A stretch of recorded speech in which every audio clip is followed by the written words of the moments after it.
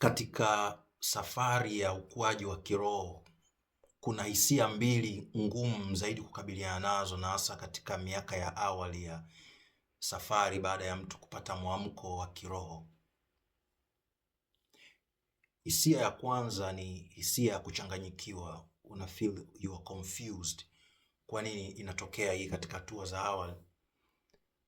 Baada ya kupata mwamko wa kiroho, nafsi yako inaanza kuwa na shauku ya kudadisi, ya kujua, ya kutafuta kweli. Unakuwa a truth seeker. Katika hiyo hatua unaanza kuquestion, unaanza kuuliza maswali mifumo yote uliokuwa unaiamini, uliokuwa umeaminishwa, unaijua. Kumbuka mingine umeiamini kwa muda mrefu na ulikuwa unaamini kwamba kwa 100% ulichokuwa unakijua ndio final. Lakini baada ya kuanza kuuliza kwa kina na kutafiti na kutazama na kuhoji, unakuja kugundua kwamba mifumo mingi ya kiimani uliokuwa nayo ilikuwa ipo kwa ajili ya kukucontrol, kukutawala, kukumanipulate, kukutumia. Haina majibu ya kweli kwa maswali ulionayo. Na mifumo mingine, kuna maswali ukiuliza unazuiwa usiulize hayo maswali. Ukiuliza hayo maswali unaambiwa wewe ni mtu mbaya. Kwa unagundua ni mifumo ambayo haiko hasa kukusaidia upate mwanga wa kuifahamu kweli, bali kwa nje inaonyesha inatoa nuru, tunaita false light, sio nuru halisi, nuru ya uongo, kukuzuia wewe usione nuru yako halisi. Kwa inakuletea kama nuru, unakuwa unaifurahia, unaona hii inanipa nuru, inanitangazia uhuru, lakini unavyoenda inakufunga, inakubind kwenye akili na kutengenezea box, inakuzuia usione nuru yako halisi ambao iko ndani. Sasa katika ile hatua ya awali unavyo question, wengi unakuta mna question mifumo kwa mfano ya kidini, mifumo ya kijamii, mila na desturi ambayo kwa muda mrefu imeaminiwa kwamba hii ndio yenyewe, au wewe binafsi umekuwa ukiamini na watu wanaokuzunguka hii ndio yenyewe. Baadaye unaanza kuuliza, na hayo maswali sio kwamba ulikuwa nayo, lakini ulikuwa unayafunika, kwa sababu hii mifumo haitaki kuwa challenged, kwa sababu iko kwa ajili ya kutafuta udhibiti na mamlaka. Sasa mtu mwenye kutafuta udhibiti na mamlaka hataki kuulizwa maswali, si unaelewa hiyo? Kwa ndivyo mifumo inavyofanya kazi. Kwa naamini kwamba nikisema nimesema, mimi ndio mzee wa familia, mimi ndio mzee wa ukoo, nimeshaongea. Kwa hata kama asemi hivyo msiniulize maswali. Nyinyi mnaokaa huko wote, hata kama mna maswali mnanong'onezana, mnaguna. Ndivyo ilivyo mifumo mingi ambayo umekulia. Ni mifumo ambayo unataka kuichallenge. Kuna dosari unaziona lakini unaogopa kuchallenge. Mnabaki mnagugumia chini huko. Lakini mbona kama sio yeye? Mbona hapa haisemi hivi like that? Sasa baada ya kupata mwamko wa kiroho unaanza kuona hayo mazingaombo, hizo sarakasi unaziona wazi kabisa. Ndio unagundua na ukweli hata ambao Yesu aliongea kwamba watu wengi walio katika hii mifumo wanatembea katika unafiki, hawatembei katika ukweli wa nafsi zao. Kwa hiyo unaiona hiyo kwa wazi, unaiachilia, kwa inayoyuka. Hata kama unataka kuishikilia, kuna baadhi ya imani, mitazamo, itikadi unataka kuendelea kuzishikilia, lakini automatically roho yako inakuwa imezi outgrow zile. Unaona kabisa hazikupi majibu sahihi unaoyataka, kwa zinayeyuka, zinapotea.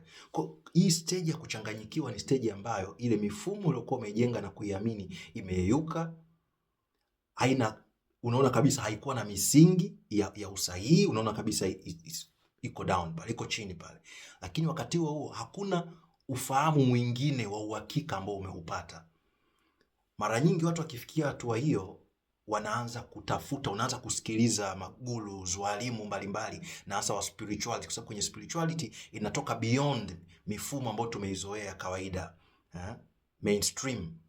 Kwa hiyo unahisi kwamba hapa nitapata ninachokitaka, na kweli unaona kuna vingine vinaendana na wewe. Lakini mbaya zaidi, unapokuwa katika ile stage ya kuchanganyikiwa, unakutana na elimu na fikra ambazo zinakuchanganya zaidi. Yaani ukienda kwenye watu wanaongea mambo ya kiroho beyond ya dini na itikadi za mainstream, unakuta wanaanza kuongea vitu ambavyo vingi vinakuwa vinakuchanganya na vingine ni kama vinapingana, of course. Kwa hiyo unajaribu kuingia, tunasema under the rabbit hole, unaingia katika stream mbalimbali za kujifunza mambo mbalimbali, lakini hayo mambo yenyewe unaojifunza unaona kabisa bado hayakupi kile unachokitaka. Kwa hiyo unakuwa upo katikati. Hiyo ndo stage ambayo inakuwa ngumu sana, confusion. Wengi wanarudi katika mifumo waliokuwa naiamini hata kama haiwatoshelezi nafsi zao. Au wengine anaamua kushikilia tu rabbit hole moja, amekamata kitu fulani basi kwa sababu nafsi imezoea kuamini. Umekuwa miaka yote, sijajua hapa spiritual awakening umekutokea ukiwa na miaka mingapi. Kwa miaka yote hiyo kuna kitu nafsi yako imezoea, lazima niamini kitu. Kwa inapokuwa hakuna unachoamini, you are just there, unahisi kuchanganyikiwa. Hiyo ni hisia ngumu sana ambayo inawapata watu wengi katika safari ya mwamko wa kiroho. Lakini hisia ya pili ni hisia ya kuhisi uko peke yako. Kuhisi kana kwamba dunia yote umebaki wewe, mwenye maumivu makali ni wewe. You are alone, yani hakuna ambaye yuko na wewe. Mwanzo wa safari yako, wa safari ya kiroho, inakupa ahadi, inakupromise utele, inakupromise, umeelewa, kwamba kama ni mahusiano utakuwa na mahusiano yenye maana zaidi kwako. Kama ni mafanikio utakuwa na mafanikio yenye utele, mafanikio halisi, abundance. Utavuta watu wanaoendana na wewe, your soul family. Lakini katika safari yako unakuja kugundua kwamba uko peke yako na hakuna anayekuelewa. Watu ambao labda unakutana nao tu ni wale ambao labda kama hivi kwenye mtandao unatengeneza friends. Of course, hiyo ni ishara nyingine kukwambia kwamba you are not alone, uko peke yako. Lakini sasa katika ulimwengu wa kawaida unakuwa unakuzunguka, unajiona uko mwenyewe. Una mtu wa kuongea naye. Ukitaka urudi kwa watu wako wale wa zamani, unagundua kabisa lugha zenu, yani kama kuna ukuta kati yenu. Wanayoongea ni mambo yale yale ambayo wanayoongea kila wakati, kila siku, kila sekunde, kwa namna ile ile, na ni mambo ambayo unajua kabisa they are not real. Kwa hiyo wanachoongea unaona kabisa haviendani na wewe. Umeshakuwa kwenye ulimwengu mwingine tofauti na wao. Kwa hiyo unakuwa upo kwenye hali ya kujiona uko mwenyewe, uko peke yako, na wakati mwingine hawakuelewi, kwa sababu ukishafika katika level hiyo unakuwa sio mtu kufuata mkumbo ama kuitikia tu. Unakuwa umeshapitia mambo mengi magumu sana. Kwa hiyo uogopi kuhoji, uogopi kusema ukweli. Kwa hiyo hata ukijaribu kurudi kwenye mifumo ulioizoea, utajikuta tu kama utaki, utaropoka tu baadhi ya maneno, utaleta baadhi ya hoja. Wale watu sasa wataanza kukuona wewe ufai. Ni kama unataka kuharibu akili zao tena, kwa sababu mambo unayoongea ni mambo yanayochanganya akili, ni mambo ambayo yanatoka beyond, zaidi ya akili ambayo wameshaizoea kwa muda mrefu, bila kujua kwamba ni akili waliotengenezewa, sio akili yao halisi. Kwa watu wengi wanatembea na hii akili ambayo imebeba mitazamo, fikra, imani ambazo wamelishwa, afu sasa wanadhani kwamba ni za kwao. Kwa mwamko wa kiroho, safari yako ya kiroho inakufanya uweze kuona hiyo. Kwa unaanza kutembea na akili juu ya hii akili uliolishwa. Kwa unakuwa uogopi kuchallenge, kuhoji chochote ambacho kipo katika huu mfumo uliokuwa umejengewa. Sasa kuna watu wengine ambao bado nafsi zao hazijaenda kule, iko kitu kinatisha. Hakuna kitu kinachotisha kama kuchallenge jambo ambalo umeliamini kwa 100% wewe mwenyewe. Inatisha hiyo. Kwa hiyo automatically wale watu watakuwa wanakuwa void. Wanakuona wewe ni mtu wa ajabu. Ni kwa mfano labda kwenye dini, kuna watu kutokana mifumo yao ya kidini waliokulia, wameshaambiwa uweze kuhoji kuhusu Mungu. Sasa wewe ambaye tayari nafsi yako imekuwa, unajua una uhalali wa kuuliza kuhusiana na Mungu kuhusu chochote. Ukianza kuhoji kwa uhalisia kuhusu Mungu, wale watu wengine wataanza kukuona unakuwa strange, kwamba wewe sasa unapoelekea huko siko, kwa sababu wameshaambiwa ukiongea hicho dini imewaambia unakufuru. Wameshatengenezewa box la hofu. Kwa hiyo kiuhalisia sio kwamba wanakuona wewe strange, kwa uhalisia ni kwamba wao wanajiogopa. Unachoongea unawaonyesha upande wao wa ndani ambao hawataki au hawapo tayari kuutazama kwa wakati huo. Kwa hiyo kuna hii sense, unaanza kujiona uko mwenyewe, na ni kweli wakati mwingine usiku wa manane uko mwenyewe. Unaamka ni ukimya. Kama unaweza kaa unakaa mahali hata una jirani zako wako hapo, lakini hakuna connection na wao. Uko mwenyewe, completely alone. Huo ni wakati muhimu sana. Hiyo yote ni shule hiyo ambayo unaipita hapo. Hauko mwenyewe kwa bahati mbaya. Wakati mwingine unalia mwenyewe.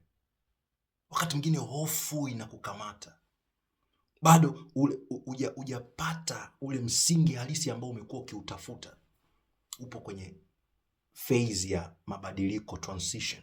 Ni phase ngumu sana, lakini ni shule ya umuhimu inayokuandaa kubeba kile ambacho kimeandaliwa mbele yako. Ile abundance ambayo ulishaiona from the beginning, sio kwamba haipo, inakusubiri wewe uweze kuibeba.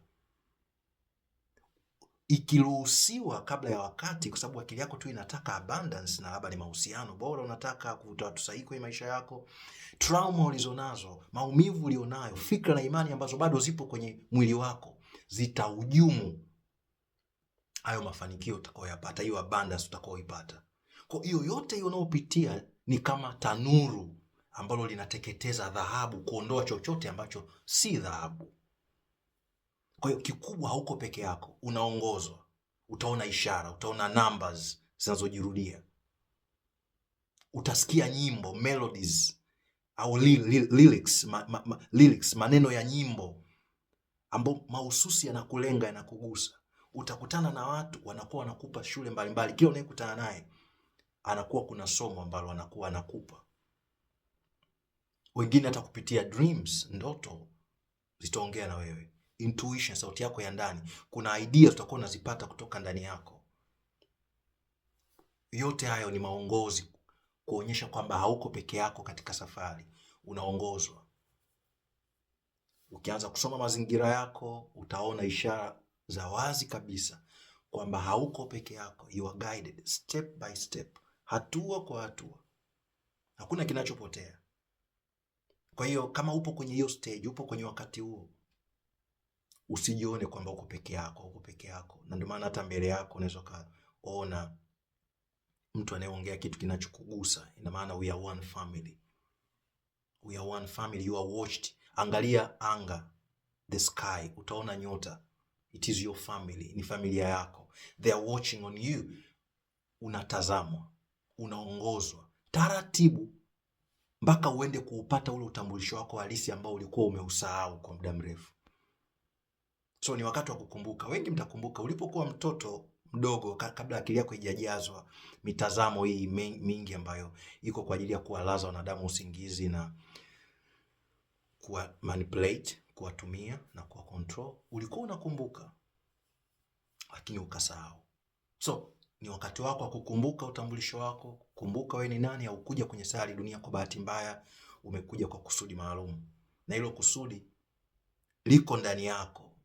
Utakapoweza kuondoa ili tabaka la juu linalokuzuia, utaenda kupata ule mwangaza wa ndani, ambao mwangaza wake unapotoka ndio unatoka katika namna mbalimbali: amani, furaha, utulivu na kusudi. Kuna mambo utakokuwa unayafanya, uwepo wako tu, maneno yako tu, uumbaji wako tu, utakuwa wenye manufaa kwa wanadamu na kwa ulimwengu kwa ujumla. Kile ambacho nataka kukwambia ni kwamba hauko peke yako. You are not alone.